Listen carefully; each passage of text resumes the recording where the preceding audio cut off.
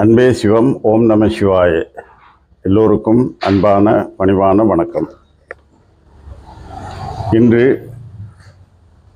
நற்சிந்தனை நிகழ்ச்சியிலே ஆரம்பமாகிற இந்த நிகழ்ச்சியிலே நாங்கள் எங்களுடைய சமயம் நெறி என்று சொல்லுவது, உண்மையான தமிழ் சொல் நெறி, நெறிப்படுத்தல். ஒரு தனி மனிதனை, ஒரு குடும்பத்தை, ஒரு சமூகத்தை, ஒரு நாட்டை நெறிப்படுத்துவது நெறி, சமயம். ஆங்கிலத்திலே ரிலீஜன் என்று சொல்லுவார். நாங்கள் பண்பாட்டை பேசுகிறோம். அந்த பண்பாடு என்பது பக்குவப்படுத்திய நிலை, பண்படுத்திய நிலை. அந்த பண்பாட்டை தருவது சமயம்தான். ஒரு மக்களை, ஒரு சமூகத்தை நெறிப்படுத்தினால் அதுதான் பண்பாடு, நெறிப்படுதல், நெறிப்படுத்தப்படுதல். ஆகவே எங்களுடைய தமிழ் பண்பாடு சைவ நெறியோடு சேர்ந்தது. சைவ நெறி இல்லாமல் தமிழருக்கு பண்பாடு இல்லை. ஆகவே நாங்கள் இப்பொழுது சைவ நெறியை இழந்து கைவிட்டு அந்த சைவ நெறி தந்த சிவபெருமானை கைவிட்டு அந்த சிவபெருமானை வணங்குகின்ற சிறு தெய்வங்களை அல்லவா வணங்குகிறோம். நாங்கள் பிரதானமாக வழிபட வேண்டிய தெய்வம் இறைவன், சிவன், ஈஸ்வரன். தென்னாடுடைய சிவனே போற்றி, என் நாட்டவர்க்கும் இறைவா போற்றி.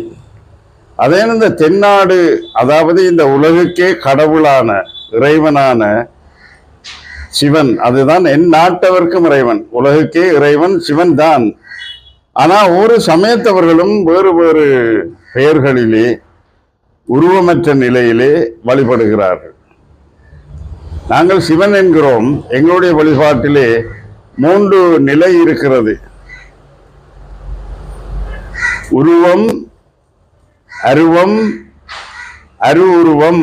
இந்த 3 நிலைகளிலே வழிபடுகின்ற நிலை, அதை சைவ சித்தாந்தம் சொல்லுகிறது.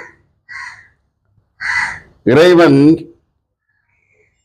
உருவமாக வருவார், அருவமாக இருப்பார், அரு உருவமாக இருப்பார். ஞானிகள் இறைவனை அருவமாக வழிபடுகிறார்கள். பக்தர்கள் இறைவனை உருவமாக வழிபடுகிறார்கள். இந்த 2ம் சேர்ந்த நிலையிலே வழிபடுபவர்கள் அரு உருவமாக வழிபடுகிறார். இந்த 3 நிலையும் எப்படி விளங்கிக் கொள்வது?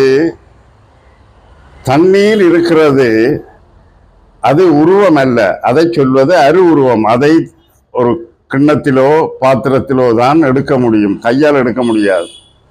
அதை சொல்வது அரு உருவம். அந்த தண்ணீர் கொதிக்க வைக்கும் பொழுது ஆவியாக மாறுகிறது, அது அருவம், கண்ணுக்கு தெரியாத நிலை. அந்த தண்ணீரை நாங்கள் குளிர வைக்கும் பொழுது அது கட்டியாக மாறுகிறது, பனிக்கட்டி, அது உருவம். பக்தர்களுடைய பக்திக்கு இறங்கி இறைவன் உருவமாக வந்து அருள் புரிவதுண்டு. ஞானிகளுக்கு அருவமாக நின்று அருள் புரிவதுண்டு. ஆகவே 3 நிலை. எங்களுடைய சைவ சித்தாந்தத்தின்படி ஆலயங்களிலே உருவம் அமைக்கிறோம். அது எந்த உருவம்? இறைவன் தனியா அல்ல, இறைவியோடு இருப்பது. அதாவது இந்த விஞ்ஞானம் என்ன சொல்லுகிறது? மின்சக்திக்கு 2 கம்பிகள் வேண்டும். அந்த சக்தி எடுப்பதற்கு பாசிட்டிவ் அண்ட் நெகட்டிவ், அதாவது மின்னேற்றம், எதிரேற்றம். அதுபோல இறைவனை இறைவியோடு சேர்த்து வழிபடுகின்ற வழிபாடுதான் எங்களுடைய சைவ வழிபாடு, சிவலிங்க ரூபத்திலே வழிபடுவது.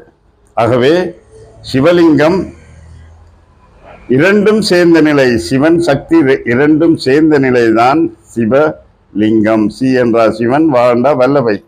வல்லவை என்பது சக்தி. இதுதான் எங்களுடைய மூல வழிபாடு. மீண்டும் அடுத்த தொடரில் மீதியை பார்ப்போம். ஓம் நம சிவாய்.